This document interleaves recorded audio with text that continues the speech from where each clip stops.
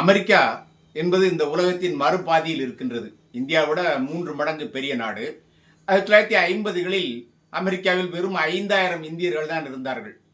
இன்றைய நிலையில் 51,60,000 பேர். அவர்கள் 29,10,000 பேர் இந்தியாவில் பிறந்து இப்பொழுது அமெரிக்காவில் குடியேறி இருக்கின்றார்கள்.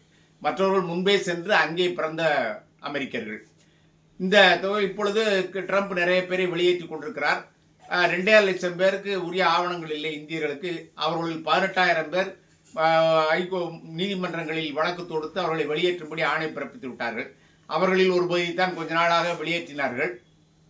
இப்பொழுது ட்ரம்ப் என்ன சொல்லி நேற்று கொலம்பியா நாட்டுக்காரர்களை அவர் வெளியேற்ற முனைந்தார். அதற்கு 1798ஆம் ஆண்டு பிறப்பித்த சட்டத்தை பயன்படுத்தி கையெழுத்து போட்டிருக்கிறார்.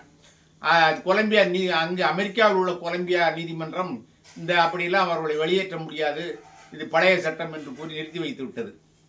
இப்பொழுது ட்ரம்ப் ஜோ பைடன் போகும்போது ஏராளமான பேருக்கு பொது மன்னிப்பு கொடுத்தார், பல ஆயிரம் பேருக்கு. இதுவரை அமெரிக்க வரலாற்றிலே நடக்காது. அதையும் நேற்று நிறுத்தி வைத்து விட்டார்.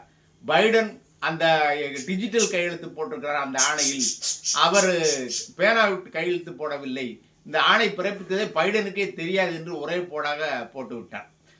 இப்பொழுது இதுதான் அமெரிக்கா ஒரு குடியேற்ற நாடு. அது அங்கே இருக்கிற அத்தனை பேருமே அயல் நாடுகளிலிருந்து வந்தவர்கள் தான். யார் வேண்டுமானாலும் அங்கே குடியேறலாம். ட்ரம்ப் பிறப்பித்த ஆணைகள் எல்லாமே சில போன தடவை அவர் ஆட்சியில் இருந்தபோது 23 நாடுகளைச் சேர்ந்த முஸ்லிம்கள் வரக்கூடாது என்று ஆணை போட்டார்.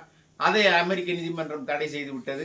இப்பொழுது நேற்று முந்தைய நாளாக 43 நாடுகளைச் சேர்ந்தவர்கள் வரக்கூடாது என்று சொல்லியிருக்கிறார். அதை 3 பிரிவாக பிரித்திருக்கிறார்.